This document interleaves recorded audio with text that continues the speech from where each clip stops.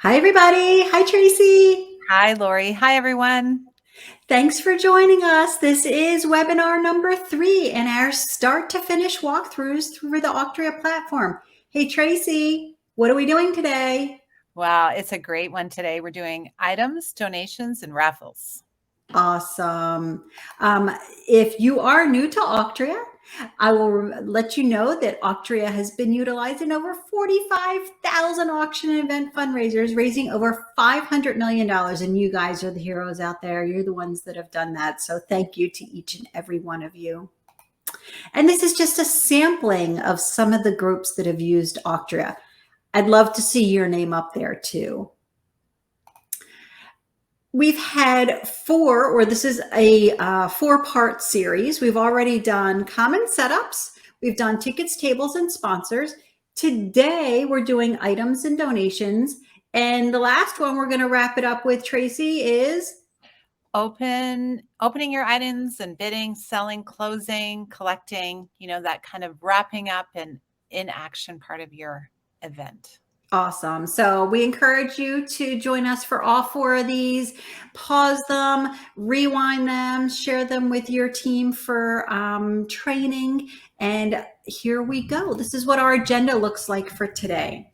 So we're going start to finish on all these. First, we're going to start with items that are biddable. Those would be online items, silent items, which means they're on paper, live items, which means people are raising a bidding paddle. We'll talk about baskets, and then we'll have non-biddable items, for sale items, things along those lines.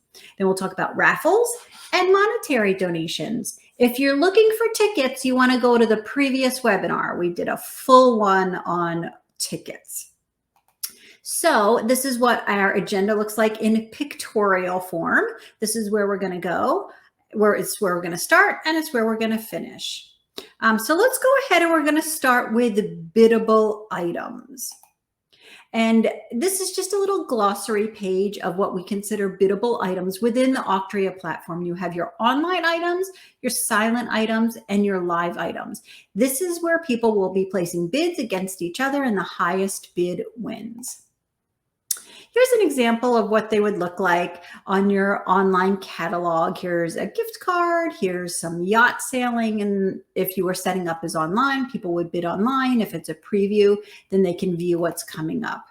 Here's an example of what that would look like with a couple more items. These are some narrower cards. And then this item contains a basket. So it's got 3 items in there that were partials that were all rolled up together. So we have a video for each one of these. And on this video, we're going to talk about bidding. We're going to show how to set it up, as well as what the bidder will see on the outside. Biddable items, like I said, are silent, live, online. We've got some baskets and some partials we'll discuss. This is the longest video that's in this webinar. It's 5 minutes. And here we go. Off to the video.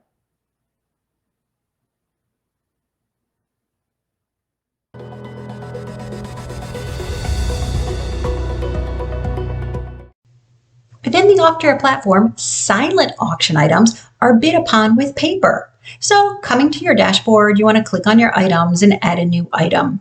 And I'm going to show you what that looks like with a quick summary here. The most important part is when you're setting up your item, you're going to mark the type as silent. Then continue to fill in the form and put in the relevant information. I'll put in a nice description, as well as my starting bid and my bid increment. Then I'll go ahead and put in an image that looks nice. And then I'm able to print a bid sheet and a display page. So let's look at the bid sheet first. And this you can configure under bid sheets also if you want to change it. But it looks nice and pretty when it's printed. Makes it look professional. Same thing, you can print a display page. And this would be alongside the silent item bid sheet in the room so that people can get some more information. After the bidding is completed, you'll collect all the bid sheets and then you want to load them into the system. So you'll choose the item number, the winning bidder, whoever is the last one on the sheet, and then the final bid amount. So I'm going to mark in there, close the item for bidding at that time, and I'll get a nice big green check mark to confirm that it's complete. And here's a quickie on checkout. You'll choose your bidder and then the amount that they owe. And then you can charge their credit card on file, or if they want to pay by cash or check, you can mark that under other and then hit the big blue make payment. Live items within Auctria are a very similar setup as you just saw for the silent items. On the item type, in that drop down, you want to go ahead and make sure that you choose the type as live, because after the bidding is complete and you know who the winning bidder is, you want to go ahead and record that in the system. So let's go over here and I'll show you what that looks like again. I'll come to bidding sales. I'll choose the item, which is the America's Cup, choose your winning bidder, happy bidder, and then put in the final amount that bid went for.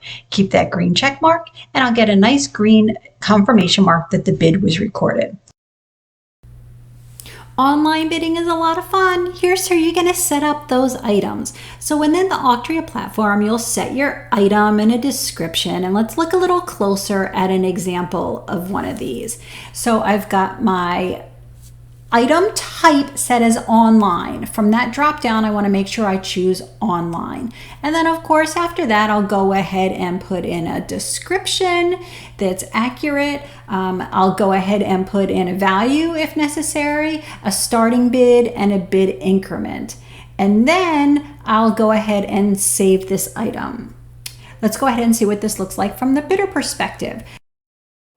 So here's the same golf club set. I'm going to be a bidder now and I'm going to bid $100. Yay, I'm the highest bidder for $100. If somebody else came in after me, I would get a notification. Right now I'm the highest bidder, so I've gotten an email notification that notifies me of such. Then the bidding closes. Yay, I'm still the highest bidder. So the bidder will get a final item 1 notification where they can click the checkbox to check out and self-pay. Partials and baskets are a really good way to keep track of all the little bits and pieces that come in as you're collecting donation items. So let me start with partials and show you what that looks like. I can individually put in little pieces or smaller items and save them as a partial. That's the most important part of this, so I can use them later. So if I've saved it as a partial, now I can go ahead and actually put in an auction item for the basket.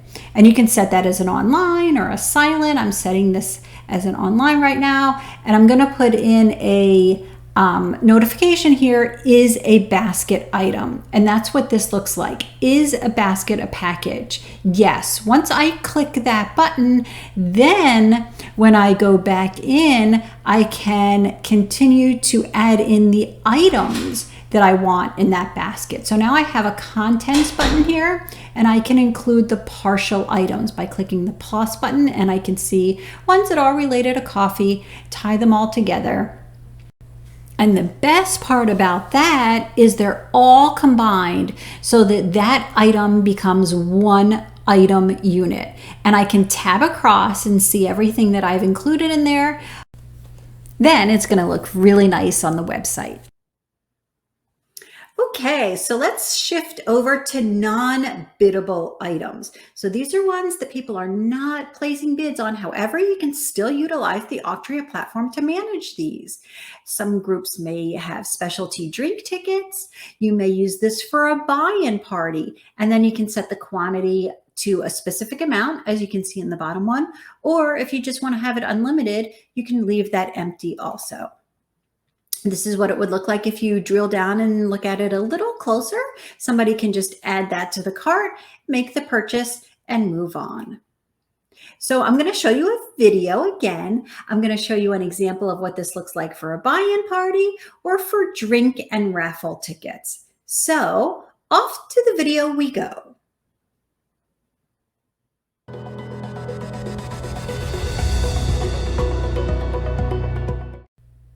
Any item that you want to sell as a for sale item where somebody pays a flat amount for that, you're going to set up as a for sale item. So here's an example for a buy-in party at a pizza shop. I'm going to create a quantity of 50 because I only have enough seats for 50 people. The important part is when I'm setting this up, I'm setting it up as a for sale item. Let's take another look at another one. Let's look at a drink ticket. I'm going to set that up as for sale, value $15, and come down here because your online purchase is what you're going to want to make a change to, whether you're selling it at the door, online in advance, or at a party. So take a look at the online purchase behavior and adjust that. So here's what that looks like on the website. It looks nice and pretty. Somebody can add it to the cart. Let's look at a jumbo raffle. Do this again. So I'm going to have a jumbo raffle for $250. I'm going to sell them for $10 each with a quantity of 1,000, putting a lot of money in my pocket. And here's how that looks on the website. Add to cart, check out, and put in your credit card info. Raffles are a great way to raise money. It's a great opportunity for people that want to get in on a chance to win. A lot of people love raffles and they will peel off money to give it to you. So I'm going to talk to you about how you can set them up, what it looks like in the system, and how the person making the purchase will do so. I'm going to talk about single raffle tickets as well as multiple raffle tickets.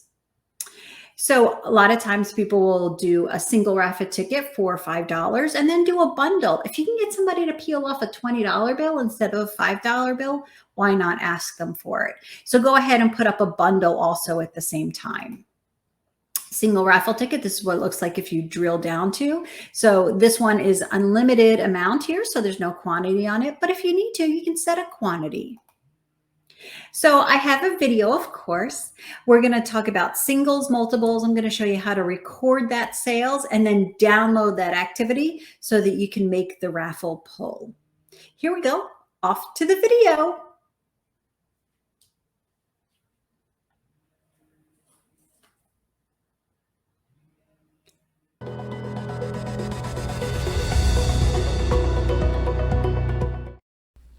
Let's start with an easy single $5 raffle ticket. So I put in a title that matches that as well as this is description. It's a for sale item.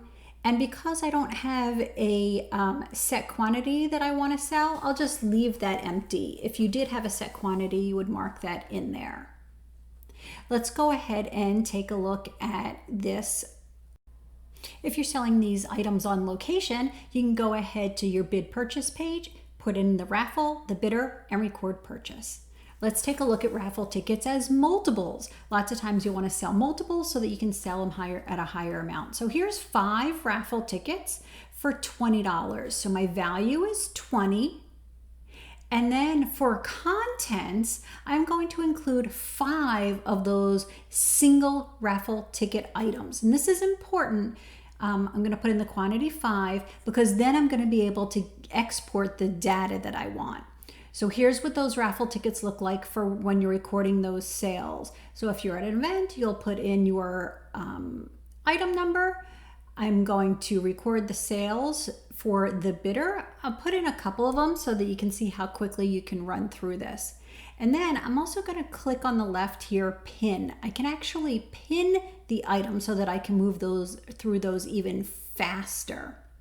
And when I do that, that item will stay there and I can continue to click on the bidders that are making those purchases. And I can even change the quantity if they want to purchase 1 set of 5 or if they want to purchase multiple sets of 5, record the bid. Now, when I go back to the item and I'm ready to pull the raffle, I can export the individual sales. Going to talk about cash donations. There's 3 ways to do that within the Auctria platform, and I'm going to show you each and every one of them. And usually people will use this for a fund a need. I'm going to show you how to set it up as a website donation on your website. And then I'm also going to show you how to record any donations via the dashboard. Of course, I brought along a video to show you. Off to the video we go.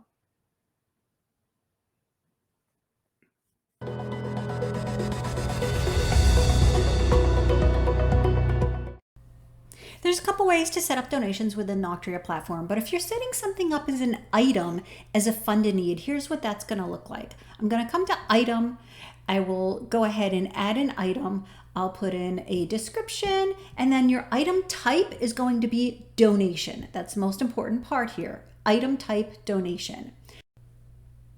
So I'm going to put an image in here that just says fund a need item type website with a description on it. I can come down a little further, and this is where I can change the donation level amounts. All you need is a numerical figure followed by a comma.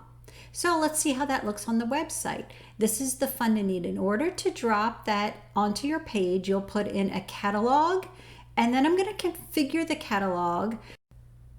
But I wanted to show just the item type donation. So I'm going to click on donation and click off the others. And that's what it looks like. Let's mess around with this a little bit more. I don't need drill down. I don't need pagination. And I'm going to make this a full item card. And look how nice that looks on the website. If you want to set up just a simple cash donation on your website element, that's super easy. So this template already has one on here and it's done up really nice. If you want to edit the donation levels, you come over into the element itself, click on the target button here, and then change the configurations for the donation levels. So I am going to drop off the 2,500. I'm going to go on the front end and add in a smaller donation, hit save, and there it is. And if the template you chose didn't have a donation element, or you eliminated yours and want to add it back in, that's easy. Just drag and drop the pre-built element, and here it is. If you want to make an edit to the donation levels, you just click on the cog, make any sort of donation level adjustments. Remember to put a comma in between the amounts and save it. That looks good. Now I want to change the image. Same thing, edit, select image, drag and drop the image that you like, save that, and you're done. Here's how that looks on the website also. Recording a donation is, of course, easy with Auctria. Let's show you how to do that. So if you are handling a paddle raise, or if somebody is donating at the door, if you're just doing a cash donation, you don't need to choose an item number. You just need to put in the bidder name as well as the amount that they want to donate. I'm going to do $180 here. I can also pin that amount. So if I'm going through a paddle raise and I know there's a bunch of repeats that are at the same level, I can pin that amount, continue to spin through my list of bidders, and record those quick. This is how fast you can record fund a needs at an event. And then I always try to wrap up this series and remind you that you can always set up a test event within the Auctria platform. Go to auction, do create test auction, and it will pull in your data into a test environment. That way you can try out everything that you've set up within the Auctria platform. You can train your volunteers, you can train your staff, and keep your auction data pristine. You can just work in that auction test environment. And then, like I said, this is a part of a 4-part series. Common setups we've done, tickets and tables. You've watched the items, donations, raffles, and then we're going to do one on open bidding, sales, closing, and collections. And then Auctria Launch is an add-on service for the Auctria platform. Tracy, tell us a little bit about Auctria Launch, would you? Yeah, our Auctria Launch is a great service where our Auctria specialists help you with your event. They help you with setup to ensure that it runs smoothly. It's designed for those who just want to leave the setup to the Auctria team. It includes 3 video calls and ongoing chat support. And it can, if you'd like, have one of those calls be a review training call before you go live. We also have Auctria Assist, and it's a single 45-minute video call. And you can ask questions and an Auctria specialist will provide the answers. You'll be logged into your own event. So we can just walk through that with you. It is 45-minute calls, and this is an a la carte item so that you can just do an add-on with our paid licenses. Awesome. Thanks, Tracy. And stay in touch with us. We post regularly to social media. We're active on Facebook and Twitter. We post daily. On Pinterest, we have over 500 pins that go directly to donation request pages, so follow those boards. All of our videos are on YouTube, and I invite you to join us on our Facebook group, Auction Team Talk. Tracy, you know what I say? This is the nicest page on Facebook. It is, and it is interesting, and there's great conversation, great questions as people share their events and share what has worked well for them too. And if you ever get stuck, you can always email us hello@auctria.com. Tracy, take us home. Oh, thanks for being here today. And we look forward to seeing you on our fourth and final webinar in this series. And you can see us on auctria.com/webinars if you haven't signed up yet. And we do wish you all the best. And we hope that your bids soar and that you crush your fundraising goals.